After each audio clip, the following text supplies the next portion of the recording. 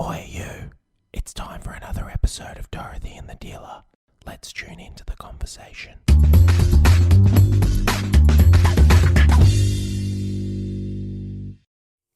How you going this morning, Mitch? Good. Had a couple of ditzy moments there. You did. I did, yeah. You definitely did. Kicking this one off. But We're really excited, aren't we? We are. Just before we head down that road, I got fucking lost today. I got lost in the bush on my mountain bike. On your ride this morning. I did, and I don't think I've been the same since. I'm a Obviously bit not, because you're a bit afraid. I was afraid I was going to get attacked by a fucking drop bear. A drop bear, seriously, in Darlington. Do they exist in Darlington? Yes, it's more kangaroo. They exist everywhere. Okay, so we're really excited to have you guys along. So this is Alan and Michele Meyburghs. And this is the first time, guys, that it's we've Marbles. done. Their surname is Marbles. No, you just say Meyburghs, Meyburghs, Maybelline, Marbles. like anything that's not Maybelline. their actual surname. This is the first time we've had. Michelle's like, we love you, Mitch, but no. Yeah. So this is the first time we've had like double guests, like people in Zoom, different locations. It's part of the reason we've actually got you guys on today. Yeah. Because one of you, Michele, you're in South Africa. Where are you exactly? In a beautiful place called Hermanus, which is about an hour and a half drive from Cape Town. Oh, cool. Right. And then, Alan, you're down south WA at the moment. Where are you I'm exactly? down south in Dunsborough at the moment. In Dunsborough. Yes. Right. So we're going to get to what happened, that you both are separate, you know, your husband and wife. Michele and the kids are in South Africa and Alan's here. But before we do, you know that we start every podcast with, you know, our favourite song or a song that's on our mind. Do you know what I was thinking the song earlier? Free Nelson Mandela. Do you remember that one years ago? Oh, dear. It's going to be one of those days, guys, where we're going to be just like, Free Just breathe. Nelson Mandela. Anyway. So, Michele, have you got a favourite song or something that you'd like to share? Yeah, it's not that one, Mitchie. Yeah. I would say I love Hallelujah. Oh, It's been a really the original, like, yeah. which version? There's a group called Pentatonics. Pentatonics. Yeah, I can. They're an a cappella group, and they do an amazing rendition of that song. What are they called? Pentatonics. It sounds like a type of headache. No. Yeah. I have a fucking pentatonic headache. Yeah, no. I'm going to just do a little walk and move into a different area where I've got Better signal, reception. so, Well, yeah. and so, yeah, I like that version. Alan, what's your song at the moment? I actually, I like to bat for the underdogs, and funny enough, I'm not one for remixes, but The Sound of Silence by Disturbed is just phenomenal. Oh, actually, that's a great version. It is Yes. just, and the video is just nuts. So from I don't an know if I've artist's seen point the of view, video. it's just you've got to watch it. Oh, Just really? look it up. It's absolutely will. amazing. It's so powerful. Because Paul Simon I spent do a bit like- of time in South Africa. Remember, he did that album. Yeah. Yeah. Yeah, they played with, I think they were with Ladysmith Black Mambazo. They did a lot of recording with them, yeah. Hello, darkness, When my old friend. when we were, I know you guys have travelled with us. We'll get to that in a minute. But when we were in India earlier this year, there were two young kids, Lola, who you know, obviously you've met, and one of the other girls that was on the trip, and they would sit there and they'd go, "We're going to sing a song for you. We're going to sing The Sound of Silence," and they would stand up going.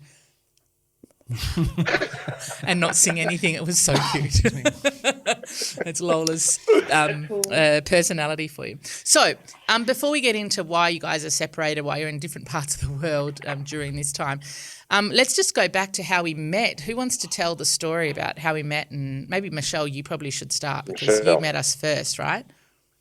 Yeah. It actually was a friend of mine, Sarah, who you guys know pretty well. I think she used to DJ at some of your events. Yes. Oh, Yeah. yes, ever. So she's down south, and I was sitting having a cup of coffee with her and Michele Smirk, who's also done your program. Yes. And we were talking about how we'd just been to an awesome workshop and done Joe Dispenza's 2-day meditation workshop. Right. And she said to me, if you love, sorry, got the cat climbing all over me now. She said, if you love Joe Dispenza, you need to go to Mastermind and Money with Mitch and Mills. And we were like, okay, who they, what they. Anyway, long story short, that's how I landed up there with Michele Smirk, and with Mitch's fabulous personality got us hooked. And next minute, Alan got told, hey, love, I've just spent a lot of money and I'm off to go and do this program. And he's like, oh, God, here she goes again. What are you doing now? And that was the start of our journey. Wow. And then got him roped in. So, yeah, he's used to me going off and doing this course and that course and whatever. But I think this one is, Al, being the most life-changing for sure.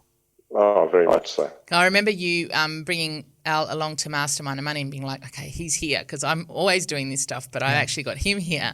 And I remember Alan sitting there. I remember exactly where you were sitting on that first time we met you, and you were sitting there going, yeah, like, and I remember you, Michele, were like really excited that he was there, and always like, just, wow, what's going on? What's he thinking? What's happening?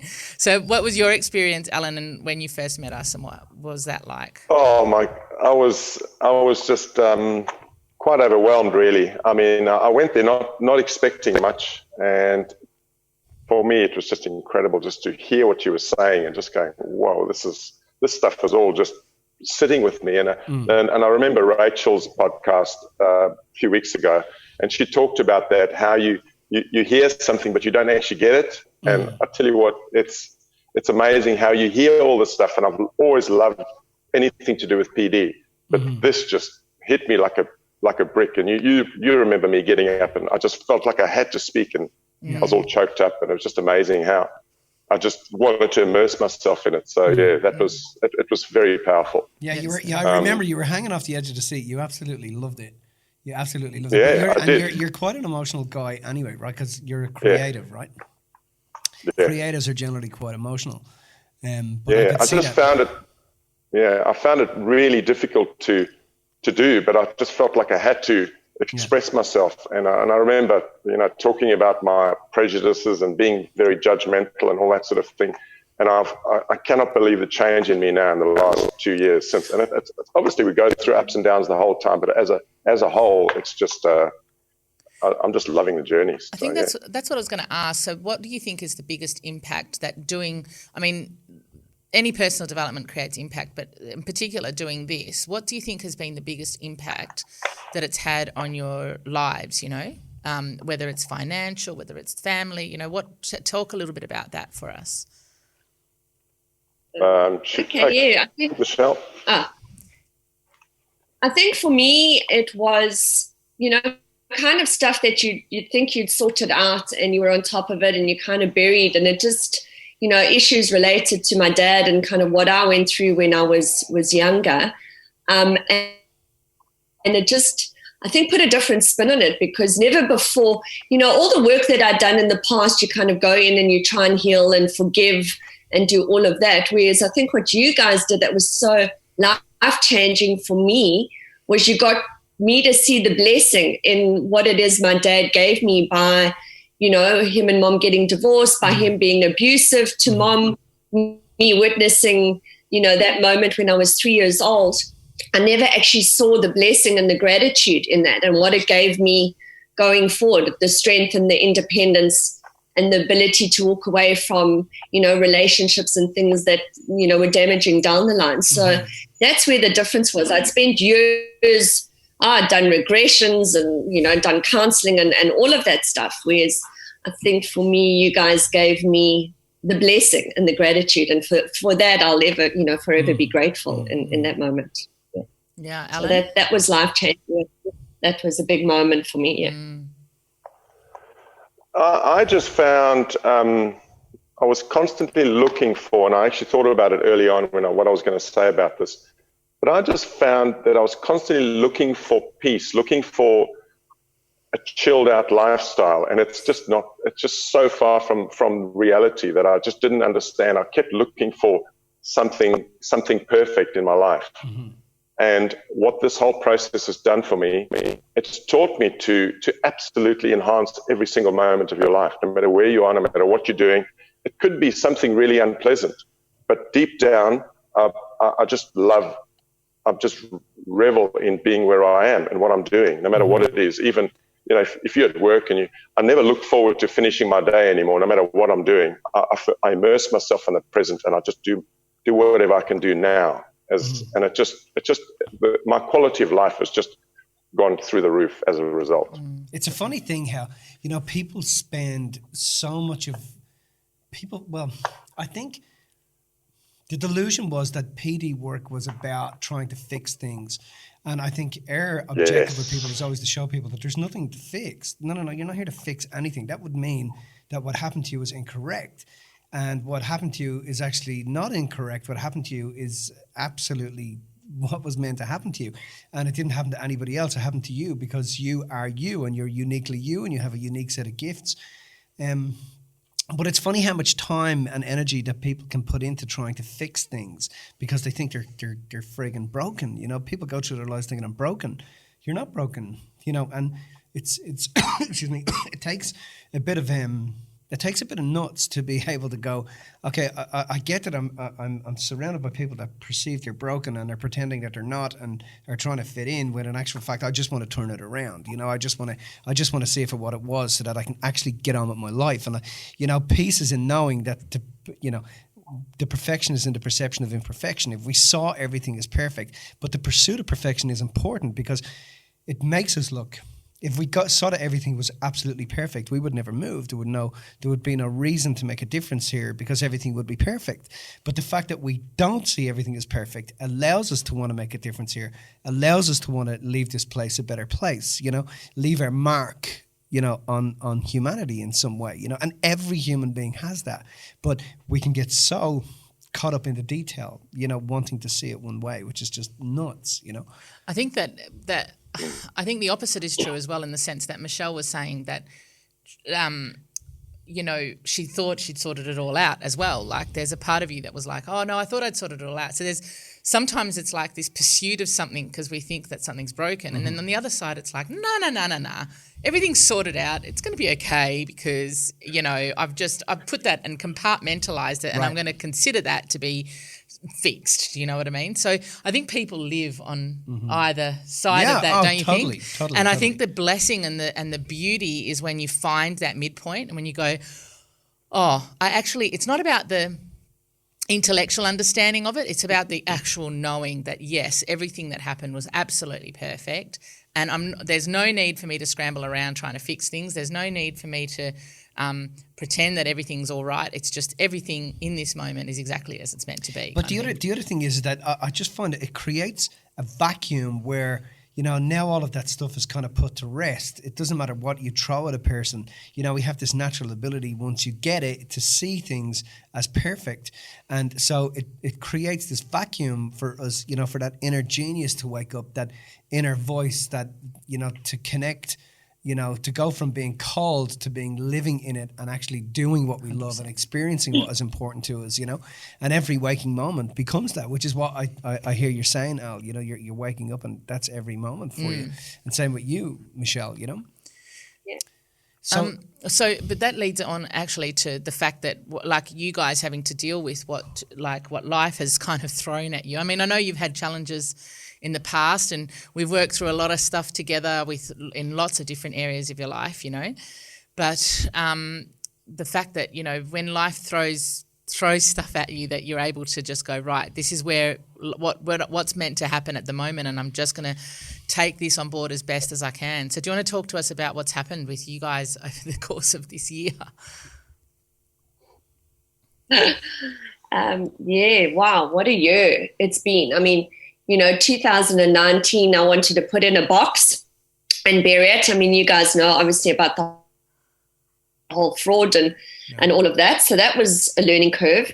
So we were coming to South Africa to reconnect with family, to show them our roots. I was going to, look at doing doTERRA, which I'm doing in South Africa because it's fairly new in the country, so a huge business opportunity. We were going to focus on getting Alan's art into all the galleries here. So this great plan, and we were planning an awesome Africa trip, hey, Mills, with Mom, who's in travel. So I was really excited about, getting involved with the travel agents and planning Botswana and Okavango and all these amazing places for you guys. I was also, Mom does eventing and stuff as well. So I was looking at bringing out Dr. Espen and, potentially you guys down the line. So these great crescendo plans. And then, the universe has a different idea. So a la COVID, I mean, who would have thought? So the kids came down end of January to start school. And I was running around, getting the house ready for rent. And I left on my birthday, arrived on the 16th of March. And Alan was due to come mid-April because he had sculpting and stuff to finish. And literally arriving within a week, we went into lockdown. South African borders closed and wham, bam, thank you, ma'am. Wow. And, at that stage, it was kind of pretty full on because, Alan was like, what the hell's going on? People are saying I need to leave and come now, but I can't because I've got work to finish. And, it was pretty stressful because obviously he was in a flurry trying to get over. We didn't really know what was going on in South Africa because, one day to the next, everything was different. Right. And then next minute before we wiped the sleep out our eyes, everything locked down. So are you guys, what's the position so now in basically the got stuck. What's the position? Yes, so we've moved. We're in level 1 at the moment. So, you're allowed out and about. Businesses are operating. Obviously, I think we're allowed into sort of crowds of 20 to 50. So churches and stuff have just opened. I think nightclubs, anything like that is still closed. We still have to wear masks when we go out in public. The kids, unfortunately, have to wear masks all day at school. So pretty full on for them because they sanitize. So wherever you go, you hand sanitize. I said if Corona doesn't kill us or COVID, whatever we want to call it, the sanitizers will. I mean, these poor kids, we're all going to land up with, skin cancer down the line. I mean, the kids literally sanitize. I think Samantha worked out the other day about 20 times.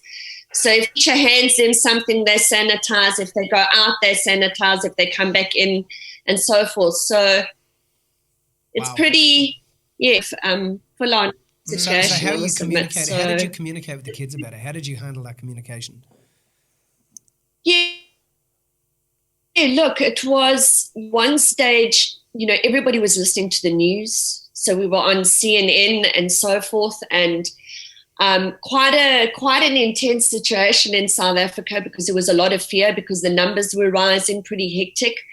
And I think the kids were, pretty kind of fearful at first watching all the news. So eventually at one stage I had to say to my mom, listen, I actually don't want them watching CNN and Sky and whatever because it was just so intense about the number of deaths around the world. So we actually stopped them from listening to all of that and, just kind of explained to them. I think, they were pretty smart and, kids are pretty resilient and, our kids we're very lucky that they're very independent little characters and go with the flow. Right. So they were, they handled it a lot easier than we did. They were like, oh, well, this is the situation. We do what we have to do. Homeschooling was quite interesting, but intense. Joshua took strain. He was missing his dad. He's an active little guy. Yeah. So he likes to fly fish with his dad and cycle. So being in lockdown those first 2 months where you weren't allowed to leave home, that was the most intense for all of us. Right. Because, we had the 4 walls in the garden and yes, thank goodness Mom's got a small pool. He took strain. So every 2 weeks, I had to deal with his emotions, him being in tears, missing his dad. Mm-hmm. Samantha was all right. She was getting all the nurturing and love from, all the female energy. So she was in her element and she loved living in this big house and she's up in the castle, as we put it, with my mom with her own room and bathroom. So all the girly things and, so she was fine. So, it was a roller coaster of emotions. The first 2 months were pretty intense, but we've all kind of settled into a groove. So, they bounce back. Kids bounce back really quickly. So Alan, it's been sorry, I know we've got a slight delay there, Michele. So, Alan, it's been since January then since you've seen the kids. Is that right? Well, actually end of December. So I haven't seen my kids in 2020 at all. Yeah. Wow. it's if you think about it, and if you want to freak out about it, it's very plausible. Yeah. And it did happen for sure. I mean, when I realized I couldn't go over, I had like 3 days of just being an absolute wreck. Mm-hmm. Yeah. And the anxiety kicked into a new level, which just, fortunately I was working on a project. And just to be clear, Alan, just about that, you were commissioned to do certain artwork that you couldn't kind of leave before you'd completed, because you guys were just upping and moving and you weren't coming back. It's not like you were planning to come back anytime soon, so you had to finish the commissioned work. Isn't that correct? Correct, yeah. So I was actually planning to come back regularly because I started getting busy as an artist, thanks to you guys. Thank you very much for keeping me busy, for teaching me how to be busy. Sure. But yeah, so so the plan was to come back, retain my studio, and come back quarterly for 2 to 3 weeks just to fulfill whatever commissions I would have arranged for. So that was the plan. But this particular project was a really sizable project compared to what I'd been doing prior. And I built 3 sort of installations, functional installations for a new attraction in the region. Right. And I was about 2/3 of the way through when the lockdown happened. We're busy moving out of our house. We're renting the house. So Michele had to obviously leave in a hurry for good reason, because the kids were in South Africa, and we preempted the fact that the borders were going to close, so she had to go. So we still had to vacate the house and get it ready for the tenants. I'm working 12 to 14-hour days on this project. So it just led to me not doing my usual self-care sort of thing, and I just unraveled for a few days, and I just had to. And by then I was actually lodging with some friends in Kawarama, and he had been through a really rough year last year, and he was a great help to me as well, just one-on-one stuff. It was just incredible, and I just pulled myself together, and ever since then I've just been really, and we talked a little bit earlier about life and about the fact that life isn't perfect, and being able to cope with difficult situations is far more important than looking for that perfection in life that I was seeking earlier in my life. Very important point.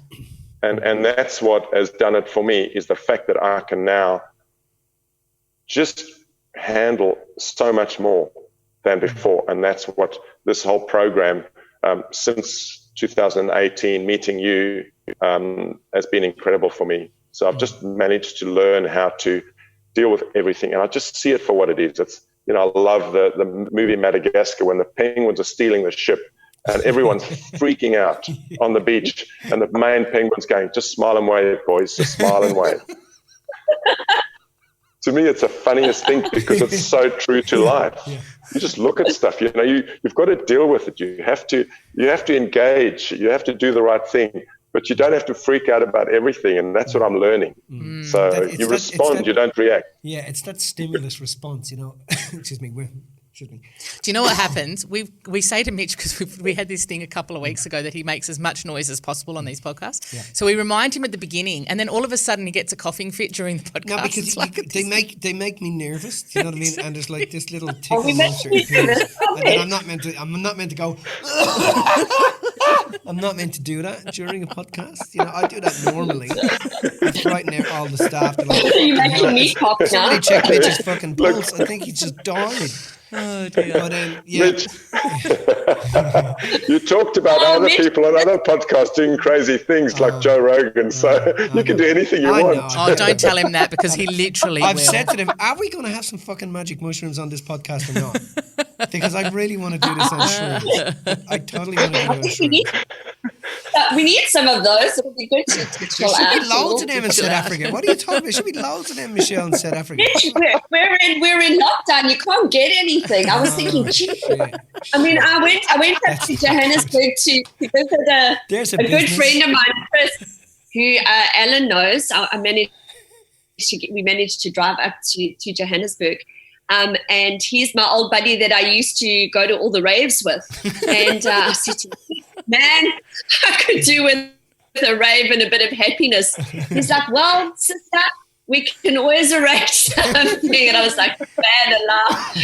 I could so do that, but I'm a responsible parent now. I better behave. Yeah. Almost Raving a 50. bit of happiness. We'll be raving and taking happy pills. Listen. did You Mitch? can organise just one day, buddy. Just a happy Yeah. day. Oh, we're not We need encouraging one. that behaviour. No, we're not We encouraging need to that. take balance. Mitch, you and Mills, have you been to a rave, Mills? You have. Yes. We need to take Al. Hello, tomorrow. Yes, Yeah. I've never been to a rave. You never been to a rave? Yeah, I have. I have. Oh, good. Yeah. I have. I've been to raves. It's not my thing, you know. I enjoy them, but yeah, I think So I was never just really Do you, immersed how myself. big is your TV dance, Al? I'll show Mitch your moves. Yeah, I used to do all the. How big is your TV? Oh, This big. is that big fish, little fish cardboard box? Is that the one? This is And then you do the rave vaccine. move. I'm like, Vaccine is this one. That's right. Yeah. Shit. This is not helpful for anyone who's actually listening Anybody's to this. listening now and is thinking, well, instead I'm of checking watching out and it. going to a rave. So I was just going to ask then, so there's a couple of questions I have. Like, first off, how, over this long distance of time, I mean, there's insecurities come up for people, right? There is. If I was away from my missus, I'd be thinking, you know, it's Thank everything fuck all right? she's locked down Yeah, and she yeah. can't go anywhere. Yeah, I don't want that woman going anywhere. Fucking hell. I think he's 4 thank weeks without God. any action, and What? she's looking at the dog strangely, you know. But it's like, how have you managed that? You know, how have you managed any of the insecurities that sometimes come up? Yeah, I think, you know, Mitch, Crickets. Al and I, when we kind of first met, we'd both been in relationships before where we got messed around and hurt and stuff. And, you know, right in the beginning, we always said, look, you know, if there was something else or someone else or whatever, that we would be completely honest and, you know, sort of say, hey, I'm not feeling the love anymore. I need to kind of check out and move out. There's, you know, someone else that I'm interested in. So we've always had that as a promise. And I think between us, for some reason, hey, Al, we've always just had this deep kind of trust. And I think, you know, Mitch, with, you know, going through your program, you know, what it's also taught me is you've actually just got to, you know, and you're saying let it go. You've just got to trust in the process and trust Alan. And, you know, we talk every day, you know, be it on Zoom or FaceTime. Right. I think we've got a good, solid relationship in that we started off as friends, and that'll always be there. You know, we chat every day and share everything. So yeah, you know, it's been one of those. I think I've had a lot of nurturing on the feminine side because I've been surrounded by mom and gran and kids and stuff. So, you know, my cup is full on that side of things, and then I get to chat to Al every day. And yeah, sure, you know, obviously we'd love to be together, but I think what the whole process has taught me is, you know, just live each day for what it is and grab each moment. Yes, you look to the future, and we obviously trying to get back as soon as we can for Christmas, and we've had the ups and downs and the lows, and we've, you know, in the beginning I think we had World War III, hey Al, and you know, a bit of mudslinging and fighting and things like that, but we got through it, and we're now at the process where you just kind of go, well, it is what it is, and we can't change it right now. Yeah. So we just live each day and just try and support each other. And yeah, you know, maybe, you know, hopefully he's not casting his eye on any hotties out there. But he, Well, you know, he's living with his He's been sisters. sending me some So strange pictures. I'm like, Jesus. I'm wondering what he's been up to. I You know, really like you and everything, but I'm not really a fucking welder, you know. Mitch, you don't remember that video you sent me that I'm a good person, but it didn't say person, did it? Oh, that's right. You're a good person. Yeah, no. A person with a C. That's right. I remember that. Yeah, so hopefully he's keeping busy and not, you know, too stressed about not getting any action. Yeah. I've noticed that his left arm is fucking huge at the moment. I'm like, Jesus. Look at the bicep on that left. The right arm is terrible. Oh dear. Anyway, so hopeless. So we've travelled together, so we've spent a lot of time together. And do you know that We have that to tell the trip- fucking great story. Oh, let's tell the grape story. But that trip for me was a really good opportunity to get to meet you guys, and that's where I got to see Alan's skills at work in terms of what he does, in terms of his sculptures, and he would take like someone would have a bit of plasticine or something, and like he would just mould it into these amazing, detailed animals, and have all these beautiful things. Like Lola loved it, loved it. It was great to watch it happen. But tell the grape story quickly. No. But he actually did. When we were away, he was talking to me about this concept of a leopard. Yeah. So I was saying, no, you've got that. As well. So I was like, how do you make this stuff? And he was telling me the whole process of what he goes through to create a bronze. Yeah. And I was like, fuck, I'm so intrigued by that. And then he showed me some photos of some of the work that he'd done for some quite wealthy individuals, either in the Middle East or South Africa. And I was, of course, I'm such a wanker. I was like, I want one of them. I want one of them in my house. I want one of them. And so I said, yeah, I want that fucking leopard. Make me that leopard. And he did. And my very God, cool. it is very, very, very good.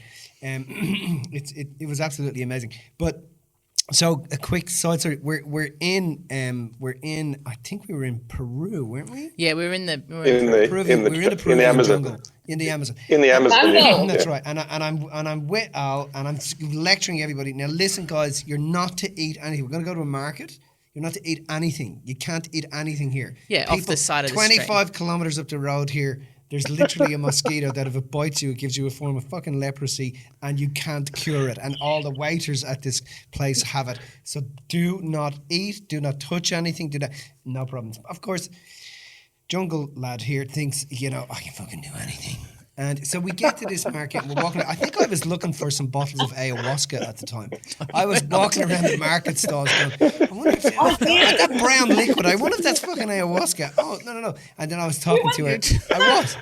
I was like, and then I was saying to her, Sharman, is that ayahuasca? He goes, don't worry, Mitch, I will find you some ayahuasca. Come with me, I'll show you.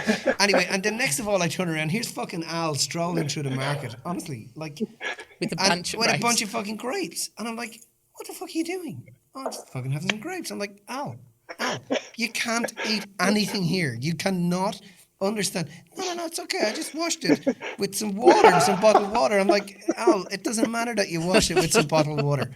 I think about 3 hours, maybe 4 hours went past, and I could hear from his room, and this went on for. You were next door. This went on for next door. This went. I woke up at one stage at 5 o'clock in the morning, and I'm thinking, is that a fucking gorilla, or is that actually Alan still sitting on the toilet? Oh my God! There's always one Muppet on every trip that goes, you know what? I can break the rules and I'm not going to get sick. Don't it's no worry. problem. I'm from Mitch. I'm from South Africa. You were the one on that trip, Al. I have a stomach still. So we've got to wrap it up. Go on. Say that. What you were going to say? No, just saying, I thought I was bulletproof. The bush boy from Africa was bulletproof. Yeah, he wasn't bulletproof.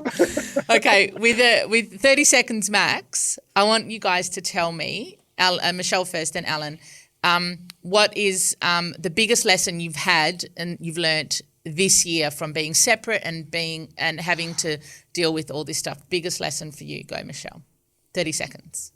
That you can't control everything in life as much as you try to and you want to. So sometimes you just got to live in the moment, go with the flow, and trust that the universe has your back and that it'll all work out in the end how it's meant to work out. I love that. Really good. For me, the biggest lesson has been patience and going with the flow. Really good. What about you, Al? Apart from don't eat grapes, yes. I actually, funny enough, learned to be selfish. And it sounds crazy, but I've learned to absolutely love myself, care for myself, because if I'm not capable to look after myself and to be resilient and to be strong, I can't be there for anyone else.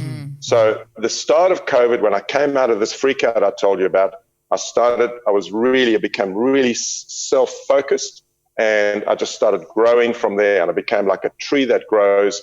And now I can actually start to feed the animals around me with the leaves I'm producing or the fruit I'm producing. So that's basically my lesson for the separation, for this COVID thing.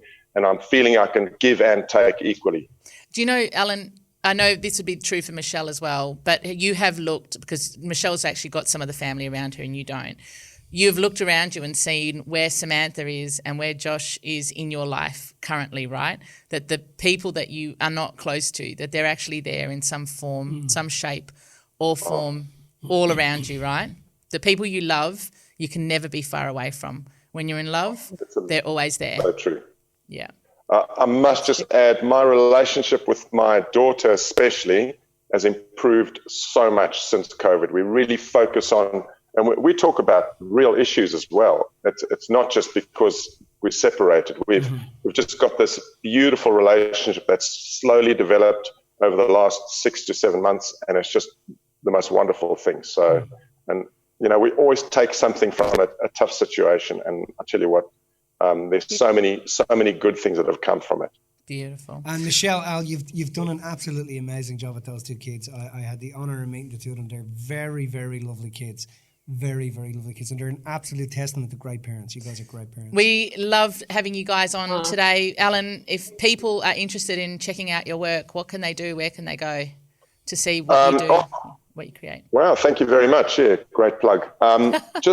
I think social media is probably the best way to find me. Instagram is just at Alan Meyburghs, so it's AlanMeyburgh, and the same for Facebook. Perfect. So I've got a visual arts page as well, so that'd be wonderful. If, thanks for joining us, anybody guys. wants to engage, great.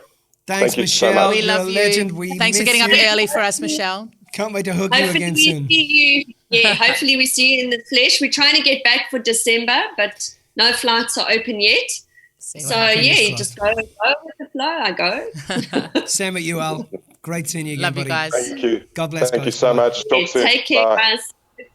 If you found this information inspiring, make sure you subscribe and tune in to the next Dorothy and the Dealer podcast.